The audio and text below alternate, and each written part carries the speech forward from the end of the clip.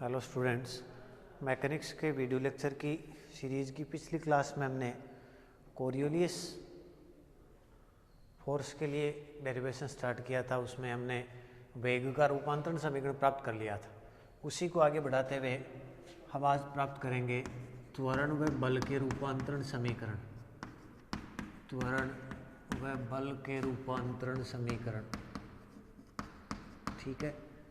वहाँ तक हमने ये इक्वेशन प्राप्त कर ली थी, इक्वेशन 12 और इक्वेशन 13 को हमने ये कहा था ये संकारक समीकरण है, मतलब स्केल से एस और एस डैश निर्देश तंत्र में संकारकों को एक दूसरे में रूपांतरित किया जा सकता है, और ये वेग की रूपांतरण समीकरण थी, ठीक है। त्वरण का रूपांतरण समीकरण हम ज्ञात करने के लिए इस संकारक समीकरण को हम वेग के लिए प्रयुक्त कर रहे हैं। समीकरण 13 को वेग के लिए प्रयुक्त करने पर, ठीक है, वेग के लिए प्रयुक्त करेंगे। इसका मतलब इसमें क्या हो जाएगा, D V by D T is equal to D dash V by D T plus omega cross क्या हो जाएगा we,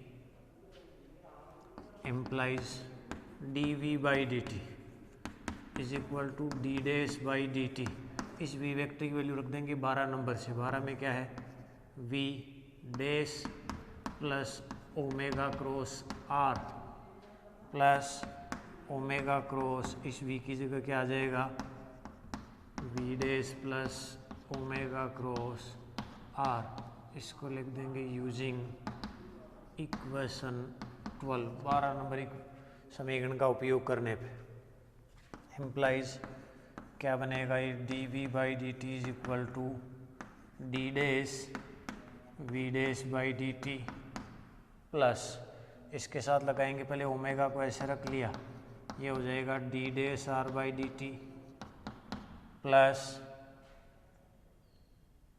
D dash omega by D T cross R plus omega cross क्या हो जाएगा V dash plus omega cross क्या हो जाएगा are, ठीक है। देखो यहाँ से अपने को पता है ओमेगा था वो कांस्टेंट था, क्योंकि नियत कोणीय वेग ओमेगा से गुणन हो रहा था, इसलिए D omega by D T तो क्या होगा 0।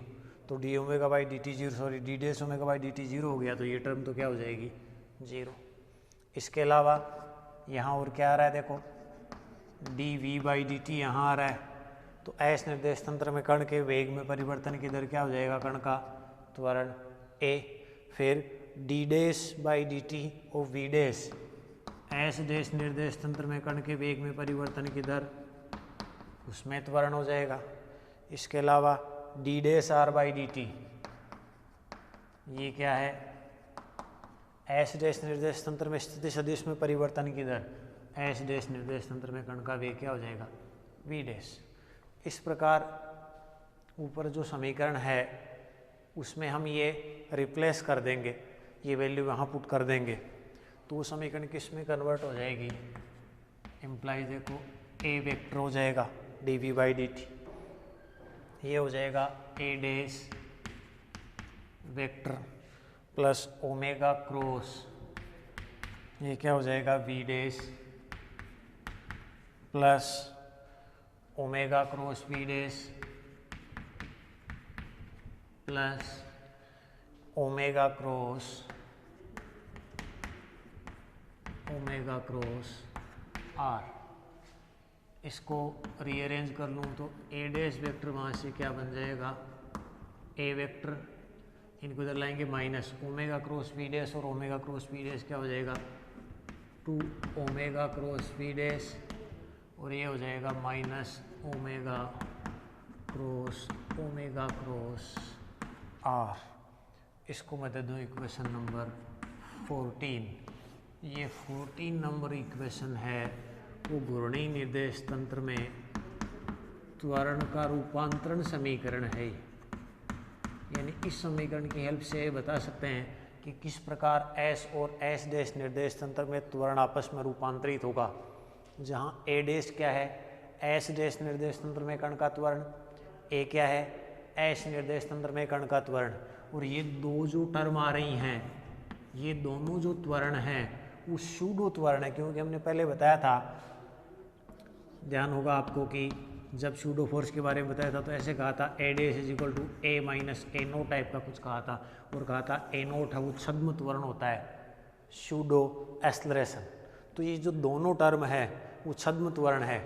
इसमें ये जो पहली टर्म है इसको तो कहा जाता है कोरियोलिस त्वरण, कोरियोलिस एक्सेलरेशन, ठीक है। और दूसरा होता है अपकेंद्रीय सेंट्रीफ्यूगल एक्सेलरेशन। पहली टर्म कोरियोलिस त्वरण को रिप्रेजेंट करती है, दूसरी रिप्रेजेंट करती है अपकेंद्रीय त्वरण को, ठीक है। अब हम इसी समीकरण को बल के फॉर्म में रूपांतरित करते हैं। समीकरण 14 को कण के द्रव्यमान स्मॉल m से गुणा करने पर, स्मॉल m से गुणा करने पर गुणा करेंगे m a dash m a minus 2m omega cross b dash minus m omega cross r। m a dash क्या होगा, एस डैश निर्देश तंत्र में कण पर कार्यरत बल F dash is equal to, ये क्या हो गया, एस निर्देश तंत्र में कण पर कार्यरत बल एफ प्लस ये जो दो टर्म आ रही हैं इसको मैं लिख रहा हूँ plus F note. F note क्या रिप्रेजेंट करेगा यहाँ, सूडो फोर्स, छद्म बल को रिप्रेजेंट करेगा, ठीक है, जिसकी वैल्यू क्या होगी,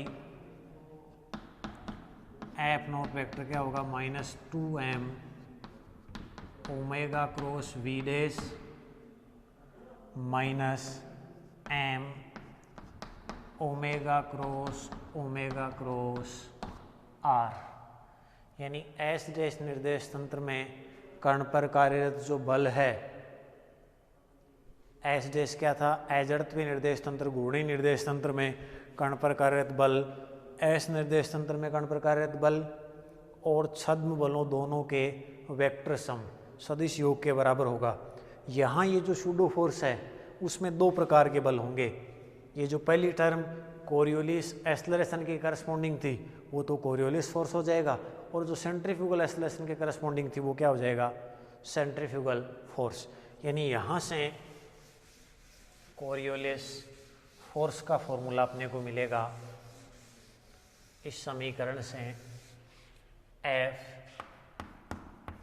कोरियोलिस क्या होगा, minus 2m omega cross V dash, और साथ ही सेंट्रीफ्यूगल जो एक्सेलरेशन है उसका मिल जाएगा अपने को माइनस m ओमेगा क्रॉस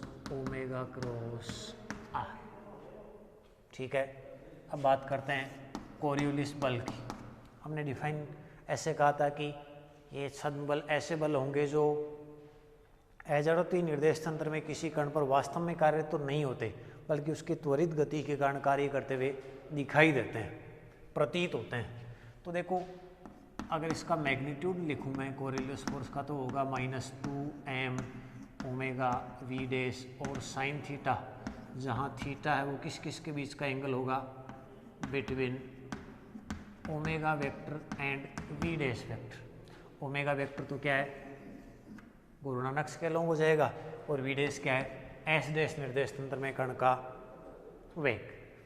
अगर वी डैश बराबर आप 0 कंसिडर करोगे तो इसका मतलब एफ कोरियोलिस है वो क्या हो जाएगा, 0। यानी अगर घूर्णी निर्देश तंत्र में या अजड़त्वीय निर्देश तंत्र में कण विराम अवस्था में है तो उस पर कोई कोरियोलिस बल कार्य नहीं करता। यानी कोरियोलिस फोर्स केवल